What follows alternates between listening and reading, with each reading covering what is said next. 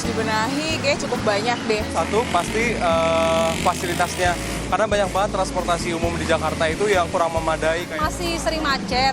Kalau bisa ya diminimalis kayak macet-macetnya gitu. Tunggunya lama, terus busnya lama datangnya. Tapi kalau misalnya sekali datang banyak, orangnya dikit. Jadi Jumlahnya kali ya, soalnya kadang-kadang kalau jam-jam kerja itu kayak Metro Mini atau misalnya Transjakarta itu terlalu penuh, kendaraan pribadinya terlalu banyak. Masalah halte gitu harus dinilai kali ya, di steril gitu, jadi nggak berhenti sembarangan kan. Kayak Metro Mini masih ugal-ugalan. Jadi kayak tempat duduknya itu kurang nyaman, atau busnya itu masih sering ugal-ugalan.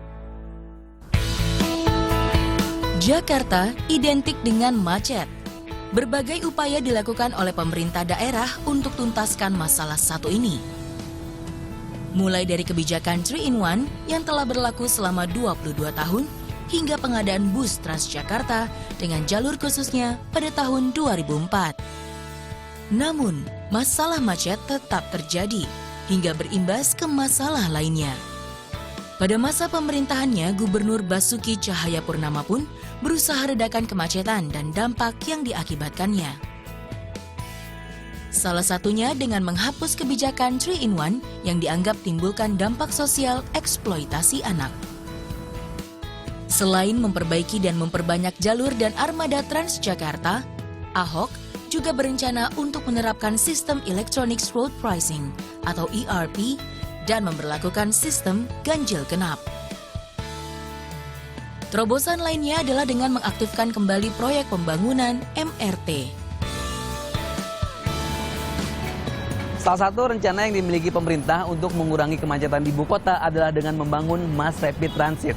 Nantinya MRT ini diharapkan mampu memindahkan 20% pengguna kendaraan pribadi menjadi pengguna kendaraan umum. Dan MRT ini sudah dibangun sejak tahun 2013 lalu dan rencananya akan mulai beroperasi pada awal tahun 2019.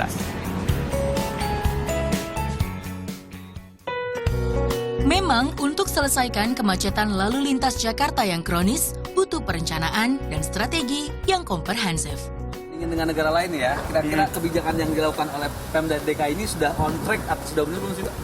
Oke, memang sebagian memang sudah benar ya. Kita ketahui bahwa jumlah armada busway ini ditambah jumlahnya ratusan, bahkan dalam 1 tahun ini sudah on the right track. Tetapi sayangnya jumlah armada tidak diiringi dengan peningkatan prasarananya, infrastrukturnya. Di samping itu kita ketahui bahwa salah satu problem terbesar yang selama ini luput mungkin dari perhatian karena pemerintah daerah selalu sibuk mengurusi masalah hilir ya. Kita ketahui bahwa masalah 3-in-1 ganjil genap ini mengatur dari masalah hilirnya sebenarnya. Masalah hulunya adalah membludaknya jumlah kendaraan pribadi. Yang ini sangat disayangkan, sulit dikontrol karena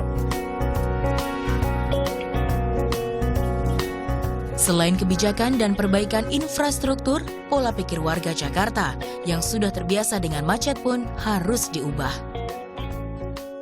Tantangan itu merubah mindset masyarakat ya Pak ya? Iya, tapi merubah mindset masyarakat harus kita paksa. Kalau nggak dipaksa, ya dengan yang saya katakan tadi, yang 3 strategi tadi, masyarakat juga sampai kapanpun nggak akan merubah. Contoh begini, BRT-nya sudah bagus, MRT sudah ada, LRT sudah ada, tapi tidak ada program pemaksa, yaitu ERP. Jadi masih boleh saja menggunakan kendaraan di ruas tertentu. Pada mau nggak pindah? Nggak mau dong. Nggak mau, mendingan gue pakai kendaraan pribadi, kan begitu. Ya nggak? Ya, tapi kalau seumpamanya di situ sudah bagus, tapi ada pemaksa, mau tidak mau dimasuk. Kenapa? Karena kalau seumpamanya lewat jalan itu lo mahal.